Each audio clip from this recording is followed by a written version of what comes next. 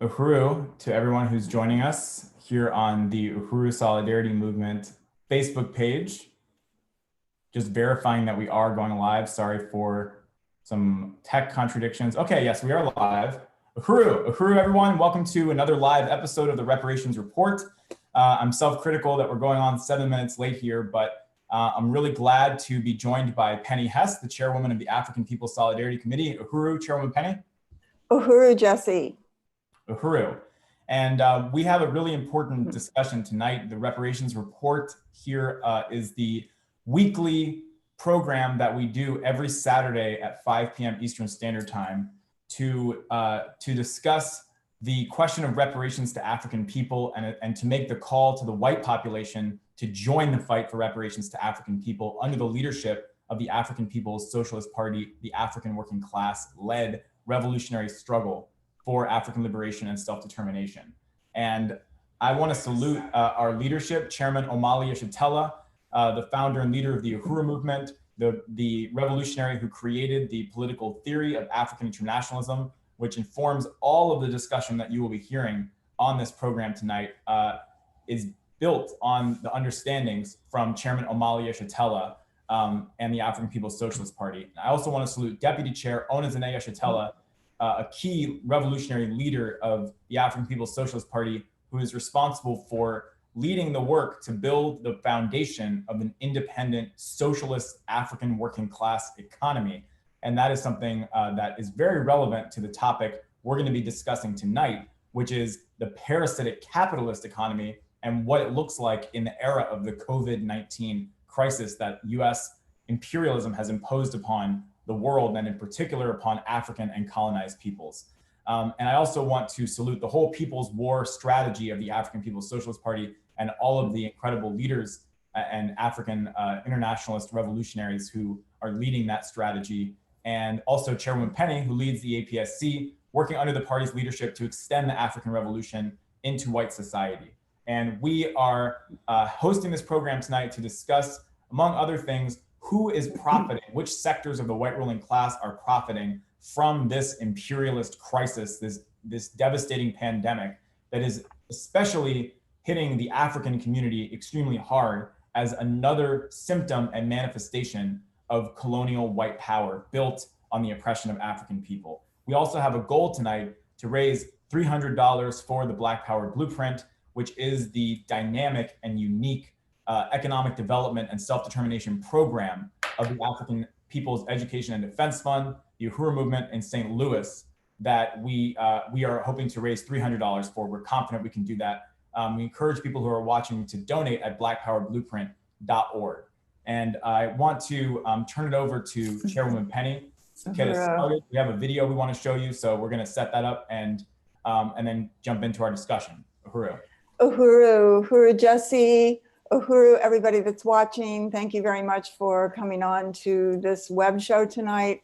A very serious time and very serious questions that we have to raise and really dig deep into understanding how we take on our responsibility as white people to forward a revolutionary movement in this entire world under the leadership of the African working class. And I want to salute the African People's Socialist Party, Chairman Omali Yeshitela, who is our leadership.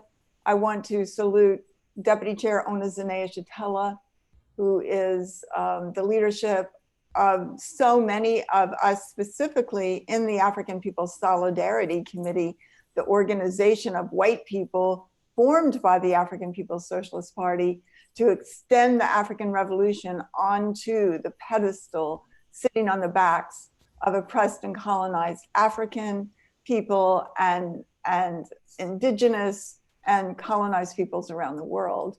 I want to salute this People's War strategy because the question is, as the chairman has said, it is not a medical problem. It is a political problem that is affecting African people. And the Project Black Ankh, which is the party and the APDEP, the All African People's Development and Empowerment Project led by Dr. Aisha Fields. It is a project taking on an emergency response organization that is being built called the Black Ankh that has the ability to go into crises of natural disasters or any kind of crisis that affects the African community here and around the world, so that African people can deal with political power over their own lives and take on the contradictions that African people face in so many, many situations. Tonight, this is a very, very serious show, meeting that we're having here.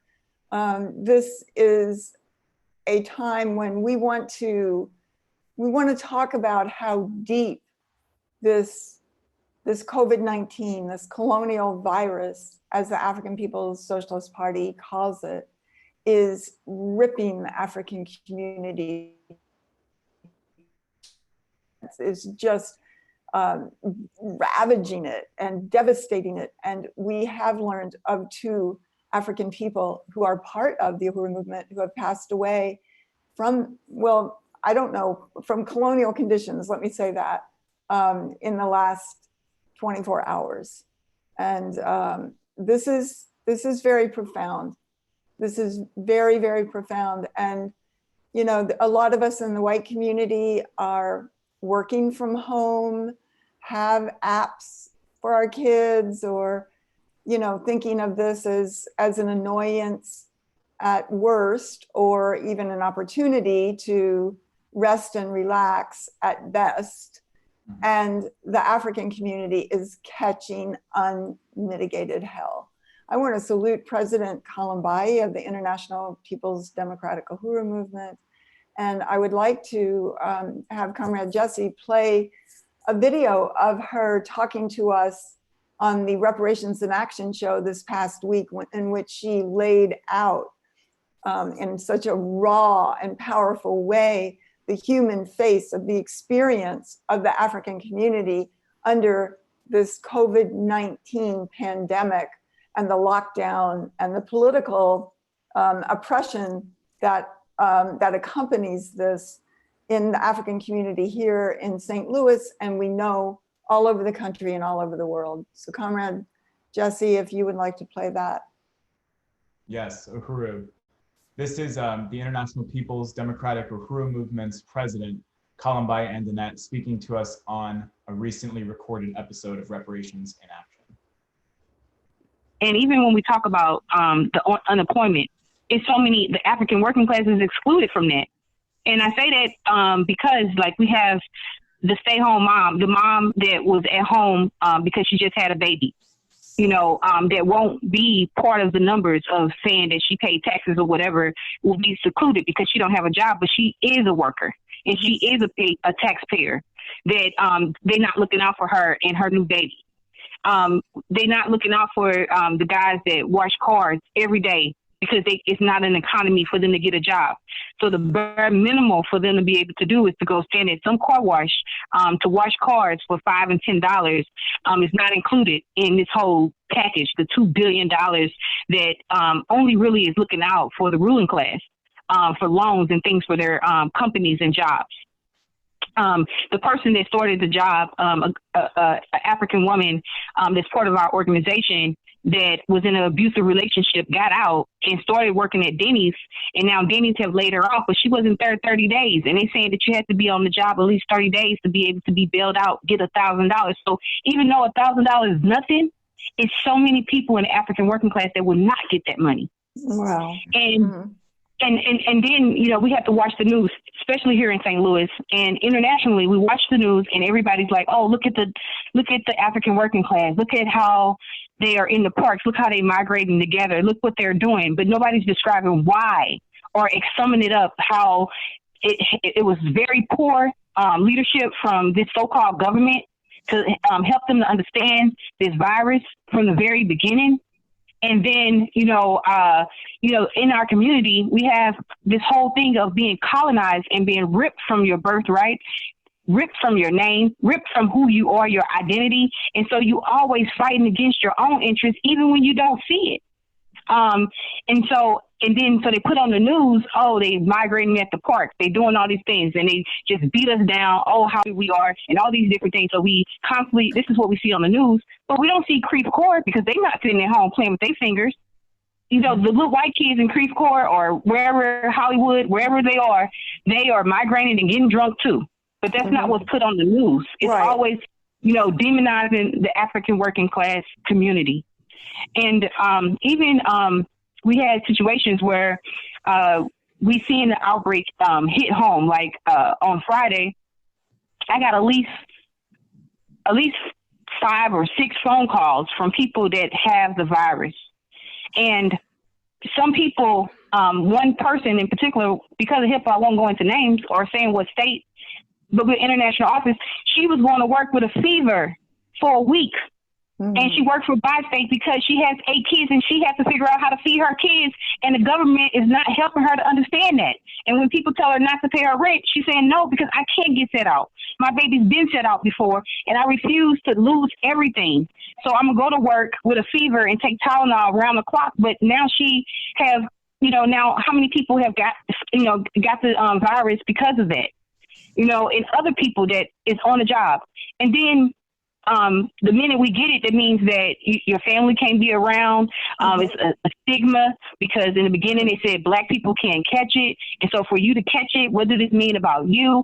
So now I'm in denial of even admitting that I have this virus because now I have to die alone. And you said the hospital. Well, Chairwoman Penny, Africans are not even making it to the hospital because they are the ones that's been turned away and have to go home. And quarantine themselves and have 8 babies that they have to feed. So how do I quarantine myself away from that? So when I look at this virus and anything that happened, even Chairman said that even if the African working class get a cold, that can mean death to us. Yes. You know, and so COVID-19 is a death sentence in so many different ways when we look at our community and we look at all the people that will be secluded from this. So that means people get to go to desperate extreme things. So yes, you're going to see more looting. You're going to see different things because I got to eat. So if I got to eat, I'm going to go in the store and take it, you know, because how else am I going to eat it? And then you think the person at the store, the other day I was at Family Dollar, people went in and just grabbed stuff and ran out. The lady, she said, I'm not doing anything. I don't even care because this job, Family Dollar don't care about me. She said they didn't give me no gloves. I have to come to work because I can't lose everything with tears in her eyes. She said, but they didn't even come and, you know, bring me some gloves to make sure that I have gloves or a face mask and I have to come to this job. Uhuru.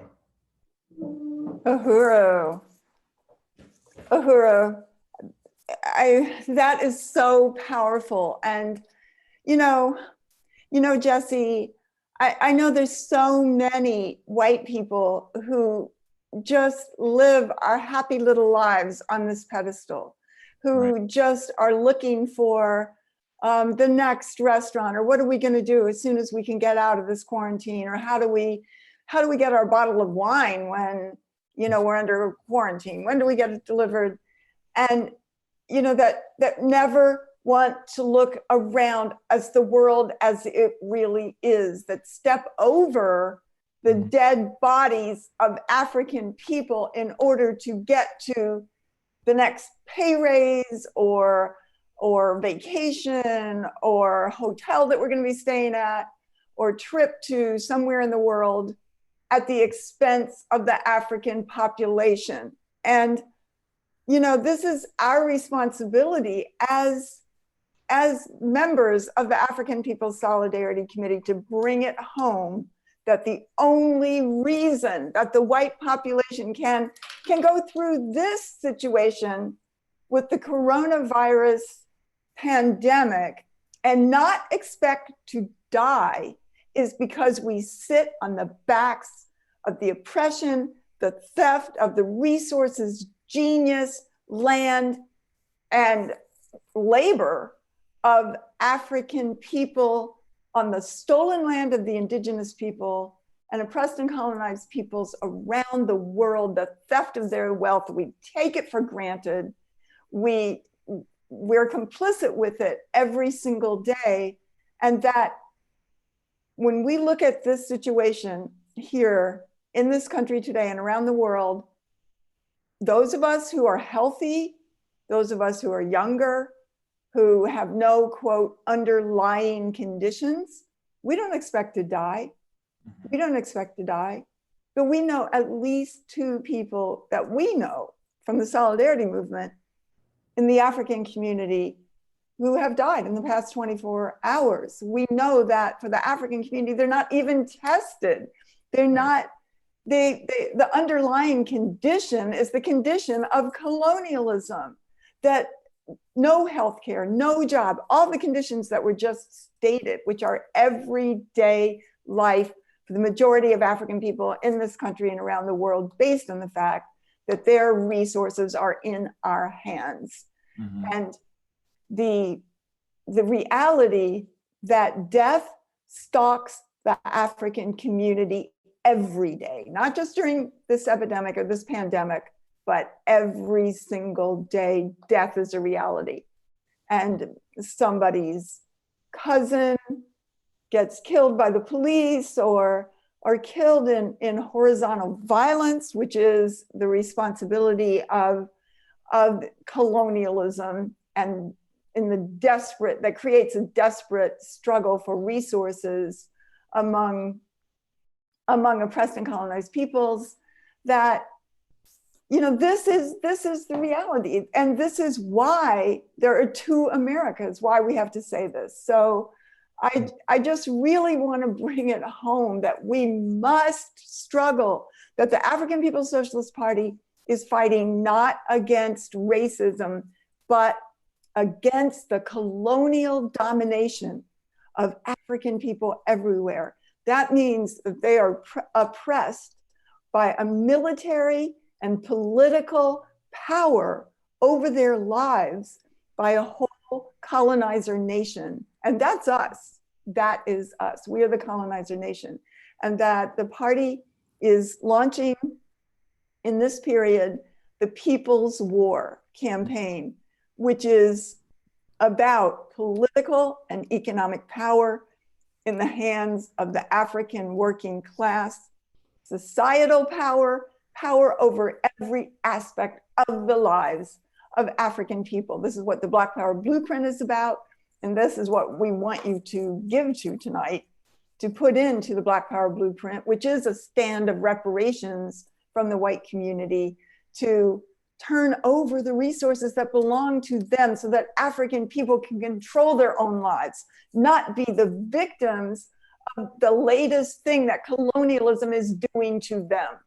But this is a struggle for power. That's what this is about. And this enables us not to sit around and analyze whether we're going to take on racism, but whether we are going to turn over the stolen resources and stand in solidarity with the anti-colonial struggle that's going to free Africa, free African people, and the colonial borders, and destroy US imperialism once and for all. That's what the party's talking about. That's the ambitious goal of the African working class. So I just, I wanted to say that. I don't know if you wanted to say anything, Comrade Jesse. Uhuru. I really appreciate what you're saying, and I completely agree. I completely unite. And I think that really understanding what it means when Chairman Omali Shatella and the African People's Socialist Party says that this is, coronavirus is a colonial virus. That this exactly. is colonialism. And the way you just put it is so perfect, that the underlying condition is the condition of colonialism. That says it all right there.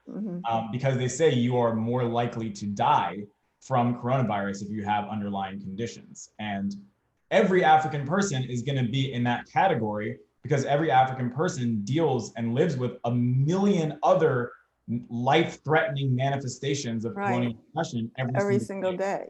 So I just think that's so important, because I know we have like these different statistics and things that we're going to look at, and a lot of these statistics are taken from articles in even the bourgeois media that have started to acknowledge certain disparities in how coronavirus is playing out in the white community and the African community, but without the understanding that it is because of colonialism, it is because of parasitic capitalism, it's because of a social system that was literally birthed through the assault on Africa and enslavement and colonization of African people to the benefit of white power, white people, the white ruling class. You would almost come away from those articles thinking, well, that's just the way it is. That's just the natural order of things. They say, well, the Black community is going to be hit the hardest because, or my so-called minority communities are going to be hit the hardest and be more vulnerable, are going to be more vulnerable to coronavirus because, and then they just describe these conditions as if they're just, that's just normal. It's just natural and normal that African people would live in closer quarters, would have more people in a house, would have more higher rates of heart disease and diabetes. Like that's something inherent to being Black or being African. And that's why it's happening, as opposed to those, all of those things that you're describing are more symptoms of the real disease that has been extinguishing African life from this planet for the last 600 years, which is colonialism, which is white power. And COVID-19 is another symptom of the real virus, the real pandemic, for which there is only one cure, as you said so eloquently, Chairwoman Penny. The only cure is the victory of the African working class, and a whole different kind of world. Like, you know, I know many white people out there, and you know, that would agree with us that we're not going to go back to how things were before this virus. But that's not a desirable goal at all, to go back to how things were, because you know, before there was coronavirus, it was you know, the police in Ferguson that were killing young African people, or it was you know, very many other things, the prison system, all these other different forms of violence that have robbed African people of their lives and of their resources for hundreds of years. So we don't want to go backwards, we want to go forwards. And the only thing leading us forward is the people's war under the leadership of the African Revolution. That's the only way forward that we can move forward. Uhuru. Yeah, I really appreciate that, Jesse. And I you know, the Chairman Omali Shatella was talking about the norm that, you know, this is, okay, this pandemic that we're facing, this lockdown is noticed by white people because it is affecting white people. But it's the norm that African people live under lockdown every day. And just by the way, I saw an article by one of the party members, Alikia, whose family is from Haiti. And she was, the article that she wrote recently that will, you know, is up on theburningsphere.com is saying that, well, wait a minute, the world is on lockdown now because of COVID-19, but Haiti was already on lockdown for like 6 months because of all the rebellions that have been going on there. They had been under martial law. Anyway, they were already on lockdown. That's the condition of colonialism.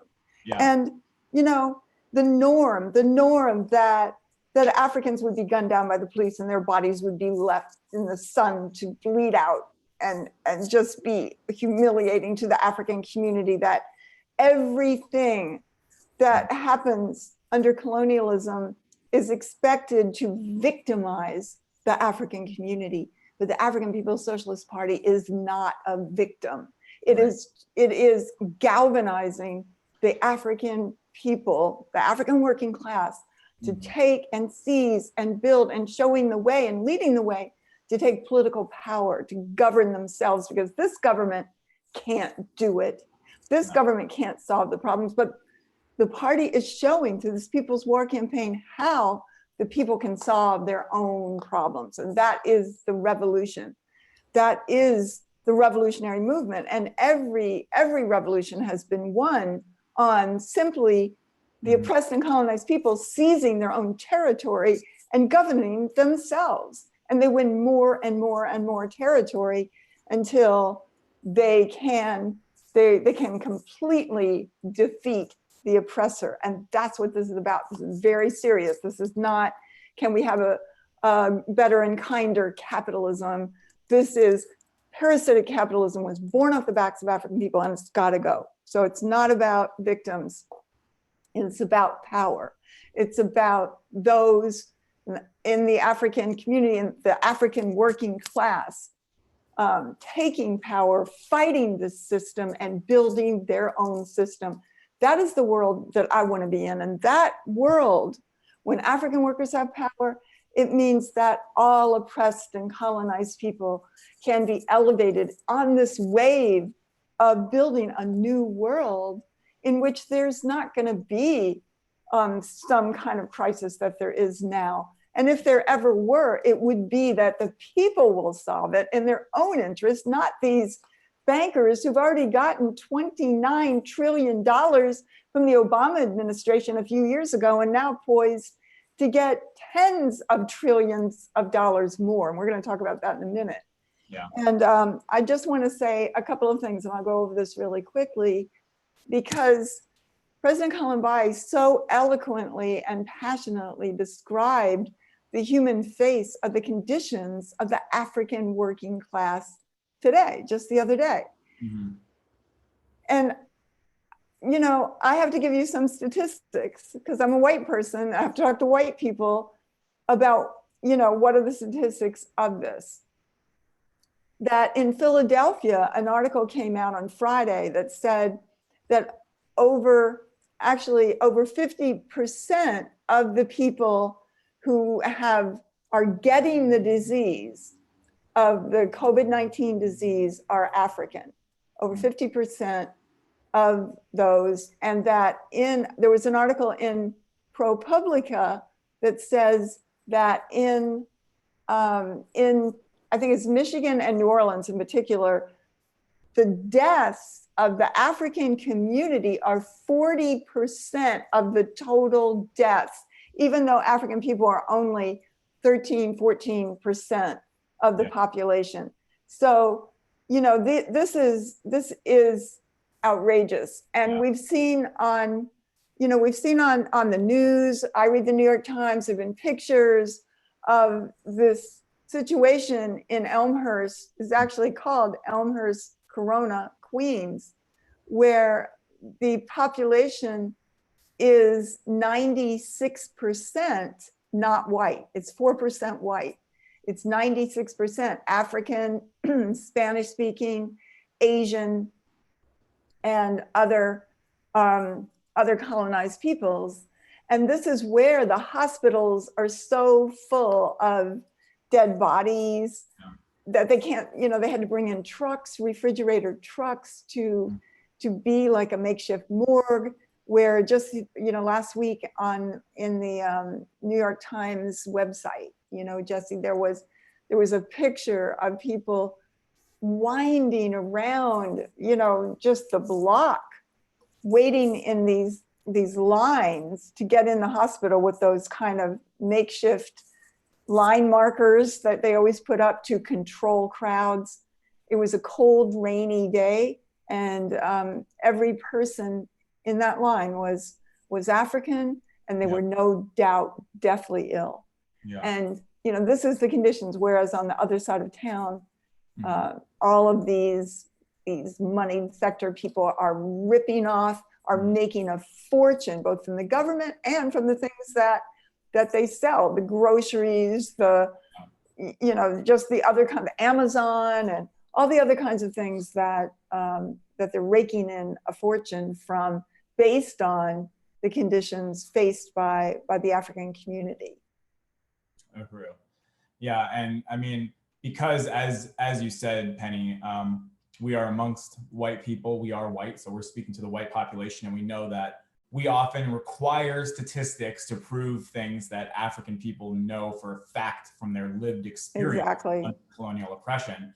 Because of that, I've noticed that the US government, the CDC, et cetera, is going out of their way to make these statistics hard to find. They're actually doing very little to track demographic information about coronavirus, about testing, to the point where like organizations are starting to kind of take it upon their own shoulders to try to figure out some of that stuff. But they've really covered it over. Absolutely. On purpose. It's a huge cover up. And as President Kalambayi was saying, like the question of testing, that African people are being denied testing all over this country. And this has deadly consequences, Mhm. including for young Africans as young as 25 and even younger. There was an article that said a biotech data firm called Rubik's Life Sciences based in Boston, they reviewed billing information in several states and found that an African person who had a cough, who had a fever, was much less likely to be given one of the scarce coronavirus tests than a white person. And Right. in Nashville, there were 3 drive-through testing sites that were put in the African community that sat empty for weeks because they couldn't get any testing equipment or medical equipment. So, well, there was no testing site in the African community here, right. And they just added one near Ferguson. Mm-hmm. But you have to, as I think President Kalambayi was saying, you have to pass a lot of qualifications just to be able to go there. Right, exactly. And that's not unique to Ferguson that it would take so long for them to even put a testing site. There was like a heat map study done of Memphis showing that the vast majority of the coronavirus testing sites were in the white suburbs, not the majority African neighborhoods. So, and you know, Yeah. again, just in terms of putting a human face to this, like these are statistics. These are statistics that Yeah.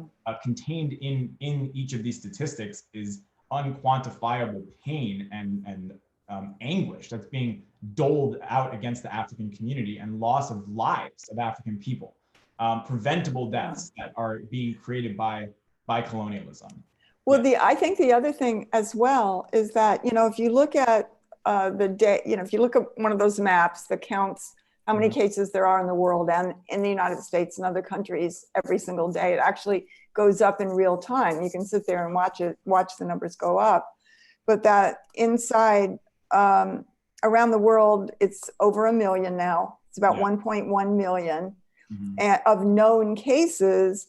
And inside the United States, 278,000 cases. So, you know, actually somewhat over 1/4 of all the cases in the whole world are in the United States. And overall, there are 60,000 deaths that they know of. And inside the United States, 7,100 deaths. But with there's been no testing and no hospitalization and medical infrastructure available to the African community, what happens is that it horribly skews the numbers. The numbers are really wrong. Because for one thing, the numbers of people who have the virus are probably 10 or even 20 times greater than what this 278,000 is. And in fact, there was an article that I just saw, I think today, saying that that you probably have it. You probably have it. And some people are asymptomatic, and those are the ones a lot who are carrying it. But the thing is that what's happening to African people is they can't get to the hospital, or if they do, they still aren't tested, so that their death certificate, when they die, says heart failure. It says complications of diabetes. It says complications of cancer or something else. And so the deaths are skewed because, you know, I could say that African people who were part of the International People's Democratic Uhuru movement, even way before we were on lockdown, we were still over at the Uhuru house and organizing, they were saying, everyone from the African community was saying they knew people who had the virus back then, back in February, early March. And so, you know, just to say that there's 7,100 deaths is completely wrong. Many, many Africans have died from this already. Yeah, so we don't need to hear from anyone about how China is skewing their numbers. That is the most hypocritical accusation the United States could possibly make. So Penny, I'm wondering if we could start talking about the trillions of dollars that are being brought in, that are being given to corporations right now. I think this has been a really important discussion. We have about 20 minutes left. So we wanted to talk about who profits from the pandemic. And we've been looking at this stimulus bill within the Uhuru movement. that was released on, or was signed into law on March 27th, and taking a closer look at this bill, which came out to about, on the surface, $2 trillion that was supposedly to, go to the banks, as well as checks, $1,200 checks that are going to adults in the US with a social security number and things like that. And the Burning Spear newspaper just published an article describing the stimulus bill as the biggest corporate cash grab in modern history.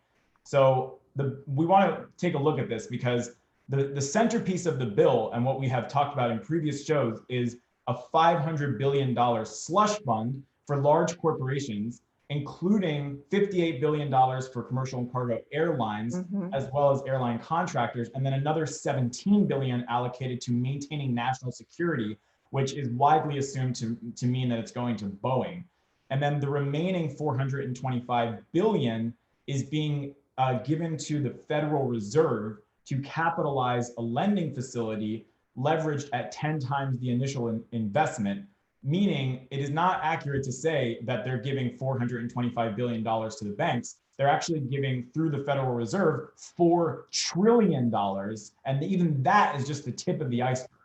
$4 trillion to the banks in the name of bailing out the US economy during the coronavirus crisis, which is just money being given to prop up the stock market and keep the CEOs' salaries coming in. And this whole thing is being overseen by Trump's Treasury Secretary. So it's pretty clear it's basically a big, heist being facilitated by the U.S. government. And we want to talk about that. I know, Penny, you had some information about, because one of the things they've been telling us is that who will be receiving this money. Like the title of this show is Who Profits from the Pandemic. So which corporations will be receiving this money is supposed to be disclosed to the public according to the bill. We haven't gotten that information yet, but based on the track record of other massive multi-trillion-dollar bailouts that have been given to the banks, we can pretty easily guess who is going to be getting that money. So Penny, let's talk about that a little bit.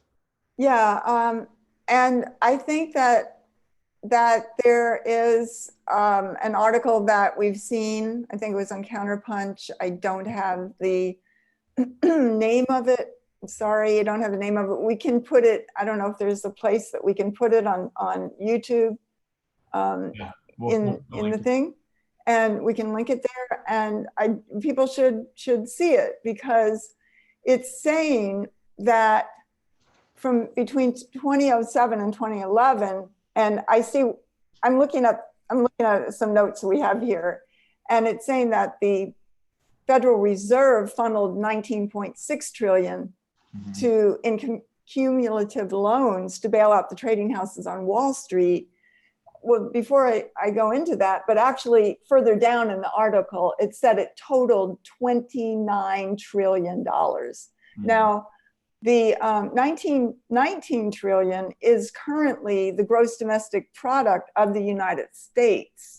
So that is supposedly all of the money and wealth produced in 1 year. So to give $29 trillion to 14 corporations, banking houses, basically, is what it's saying, is at least 1.5 times the gross domestic product, or all the wealth of the United States that is created, that exists. And we know that trillions of dollars are owed to African people. The gross domestic product of the US is owed to African people, and they have this wealth because of the incredible amount of capital that was created through hundreds of years of the forced labor of African people, and the continued ripoff of their wealth and their labor over the years. It has, as the chairman has said, compounded. It is more so now even than this initial amount of wealth that was created by enslaved Africans that created the ability for that was the cornerstone of capitalism itself, and was responsible for the ability of feudalism to turn into capitalism. And so, this money is owed to African people. This money is owed in reparations. And we can see what the United States does. I do want to point out also that the Federal Reserve is not a US government institution. It is a private institution that includes members of Wall Street, other banks from Wall Street. Yeah. So it is them determining, quote, the fiscal policy of the United States, which is basically to give them all the money that is generated and stolen from African people and oppressed and working people around the world. And that that as the Chairman O'Malley-Chattello, has summed up this question a lot, as he said, they only gave the $1,200 supposedly, and we'll see, that's supposed to come in checks and a few other nominal or meaningless benefits to the working people of the United States because they're afraid of resistance. They know they're ripping this, the people off. They know they're ripping the African community off.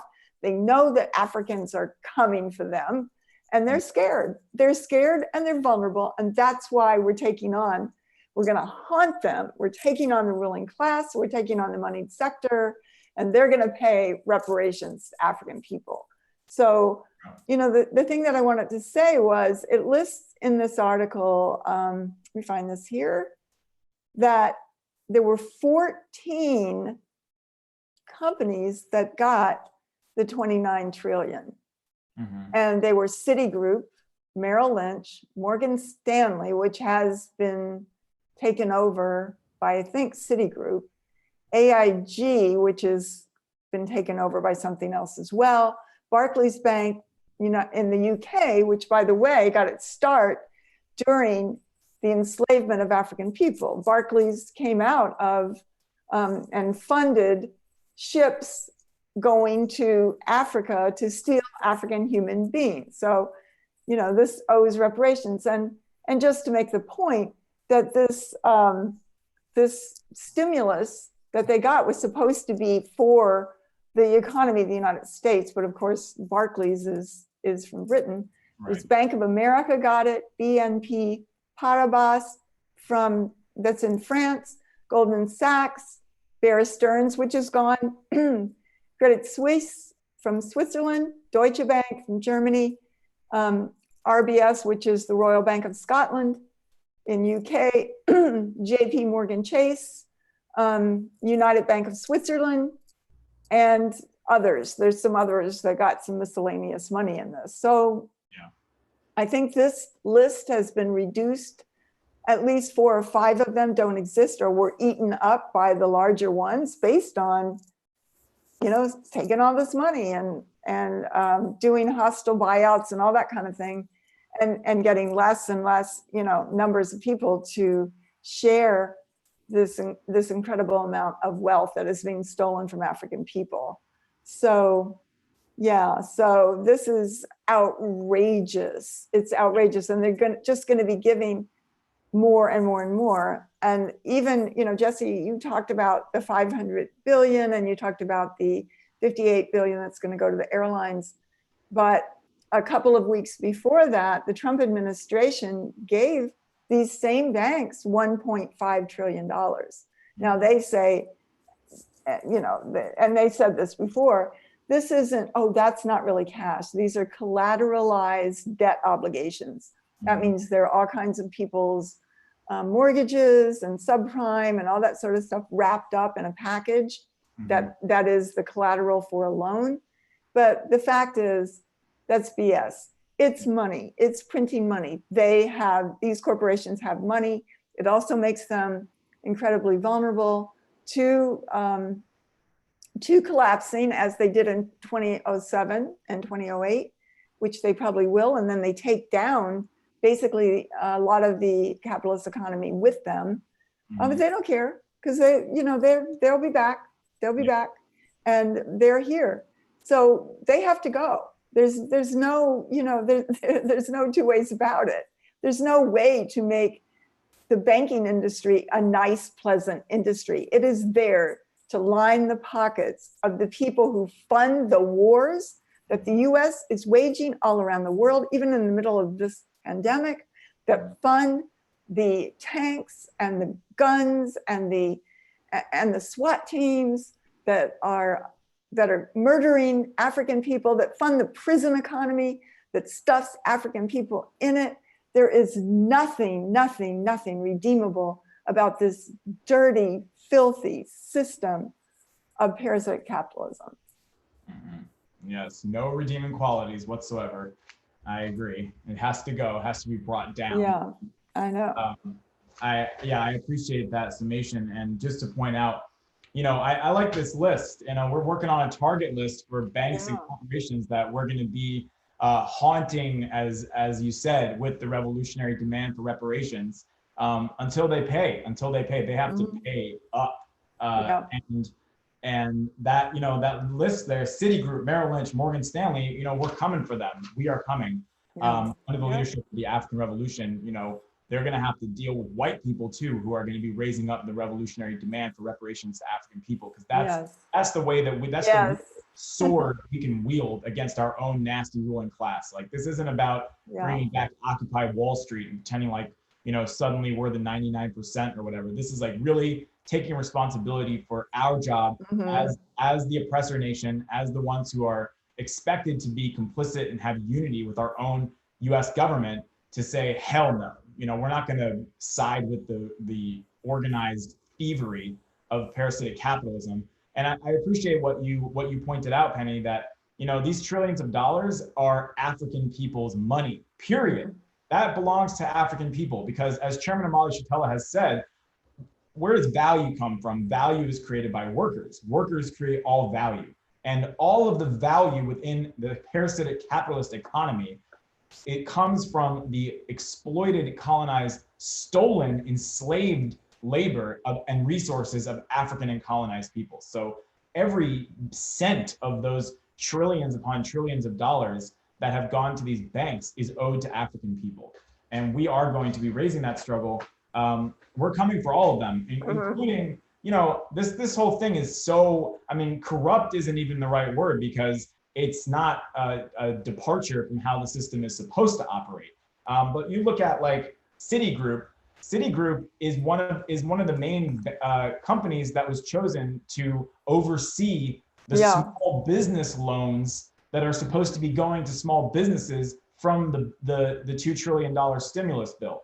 Citigroup is literally like considered a criminal enterprise. It is. Even by bourgeois law, they've been charged with and pleaded guilty to numerous felonies, for money laundering, for bank foreclosure fraud, for all kinds of things. So this is the group that was chosen to oversee small business loans. So this whole thing is a complete sham. And as you said, and as the chairman has pointed out, the fact that they throw these crumbs at the people and send $1,200, that first of all, they don't care at all about people, especially about African people. That's clear. But they see the writing on the wall. They know what's coming, and they did that as a safety measure to say, well, we're doing what we can. We're going to send these checks because they fear the inevitable, which is their demise at the hands of the oppressed and exploited peoples of the world who are coming back for those trillions that belong to them.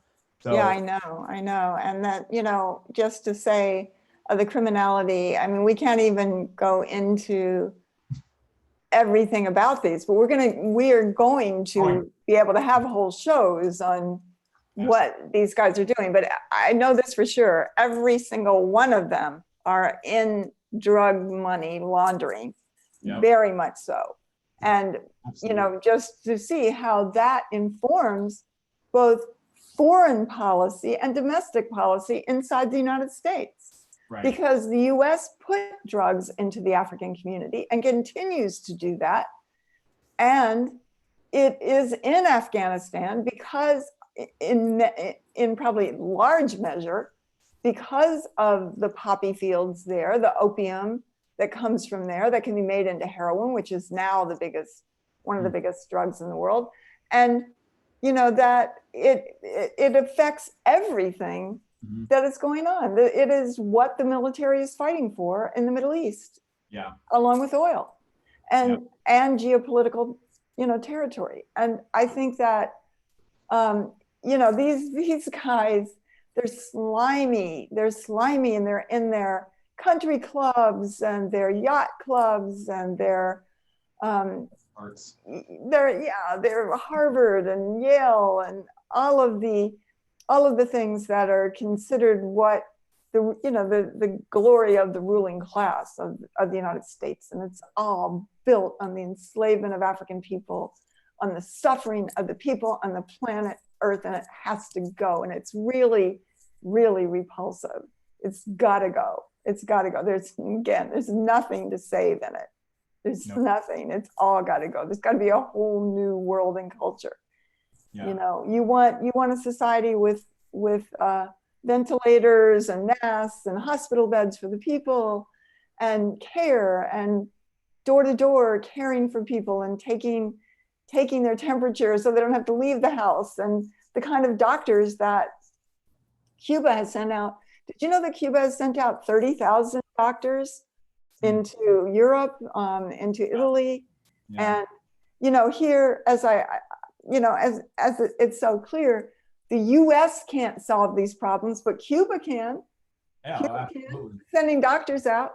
It's taking care of people inside of the centers of imperialism. That imperialism can't do it. And this is what the Black Ankh is about. It's about African people doing it for themselves, going out there, taking care of the African community, meeting its needs of what it really needs, and showing the people that they can take their own power, the African working class, and that is what's happening. That's what the party is about. It's very exciting. This is the world that I want to live in. I was just wondering, has anybody contributed? Because I'm going to put in $20 today, Uhuru. That's great. That's awesome. Thank you, Chairman Penny Hess. I'll put in 20 as well. And with that, we are at actually 180. Wow. Oh my goodness. First of all, I want to give a shout out to Chairman Amalia Shatella, who was tuning in. So Uhuru, it's a great honor to have our leadership, Chairman Amalia Shatella, tuning into this broadcast. And just want to salute the chairman and the chairman's profound analysis and leadership in this period and in all others, and particularly in this period. So we also have a comment from Maureen Wagner of the African People's Solidarity Committee, who says all those banks are also getting paid to manage the money that is supposed to go to the people, like the Paycheck Protection Program. They failed yesterday on opening up those programs on time and easily that are supposed to help the people. It is clear that the CARES money, as they call it, is not supposed to go to the African community. Exactly. Thank you, Maureen. Yes. Totally unite. So let's shout out some people who have donated. Yes. And put in $20. That is really awesome. Thank you, Virginia. Uhuru, Kyle Weiss put in $10.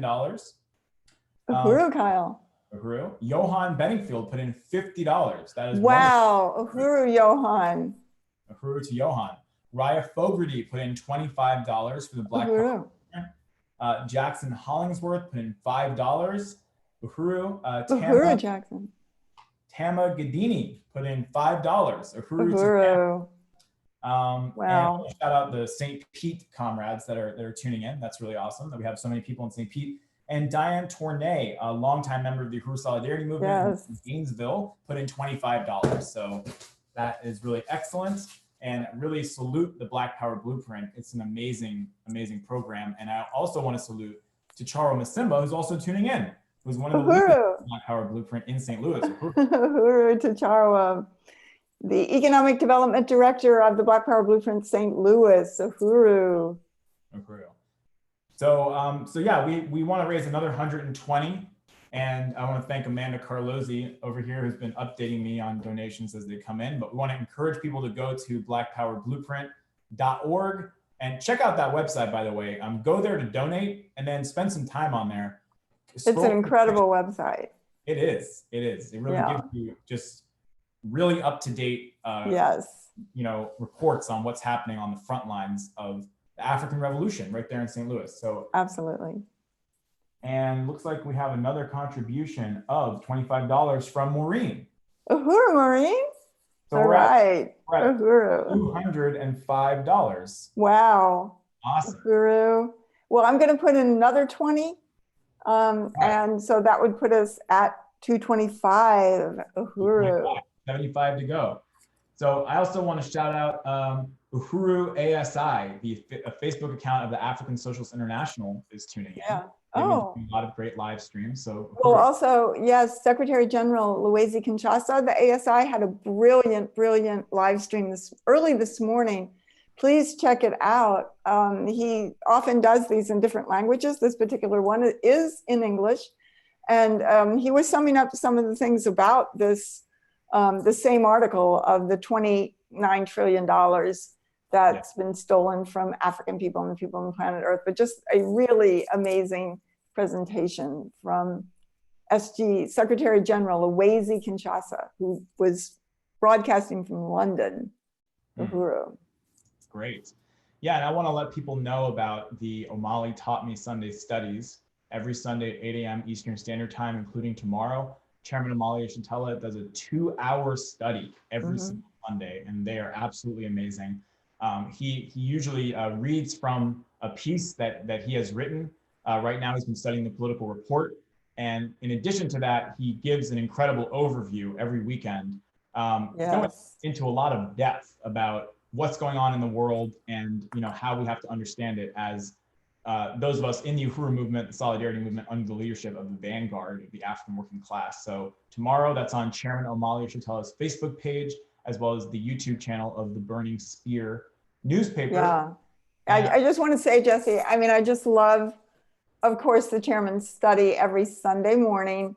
And one of the things, of course, it's so brilliant, the whole, there's no place in the world that you get a discussion that is so profound.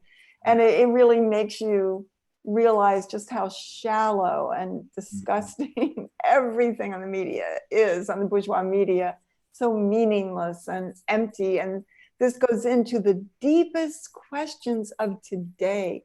And another exciting thing about it is that it's people from all over the world, African people from New Zealand and Saudi Arabia or the Middle East, and from Russia and all throughout Africa and many other places. I mean, it's very incredible. And all over the United States, the Caribbean.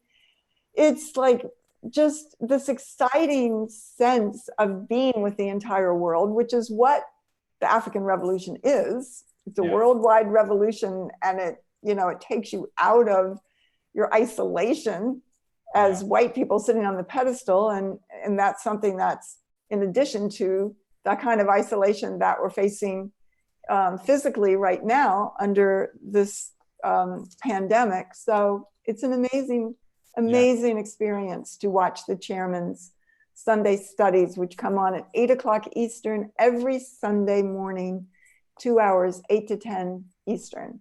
Very powerful.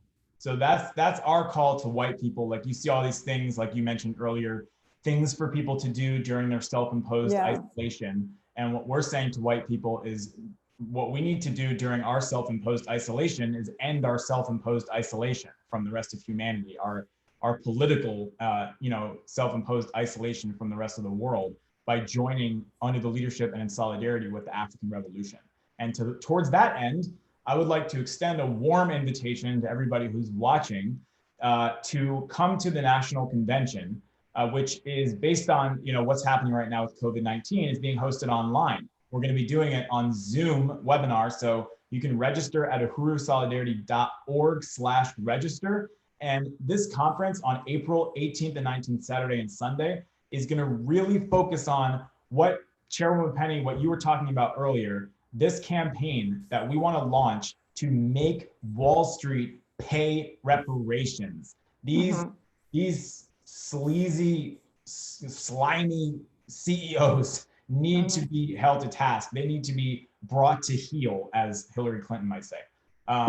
And we want to, you know, they are the super predators that have to be reeled in. So, so that's why we call on you. We urge you to register uhurusolidarity.org. Can you imagine coming into a 2-day online conference with Chairman Amalia Shatella, with Chairwoman Penny Hess here, with Deputy Chair Onus Anaya Shatella, President Kalambayi, Andenet, who we heard from earlier, the Director of Agitprop, Akile Anai, Dr. Aisha Fields. Like, this is a great honor for us as white people to be able to participate in this conference and take on our role, our mission to extend the reparations movement deep into the jugular vein of parasitic capitalism. So that's going to be April 18th and 19th. And by the way, Uhuru ASI is actually SG Loazy. He put in a comment. So Uhuru. All right, Uhuru SG Loazy. Uhuru. So we're coming towards the end here, but just wanted to encourage people to join the Uhuru Solidarity movement at uhurusolidarity.org. If you're a white person who wants to join the people's war against COVID-19 and fight for reparations to African people, join the Uhuru Solidarity movement. Yes. Now is the time to join this organization, become a card-carrying member, and get involved. You know, get in the fray, get in the fight on the side of the people. So yes, our job in the people's war is reparations. Reparations to African people. Let's take it on. Uhuru. Join. Come to the USM convention. Uhuru. That's it.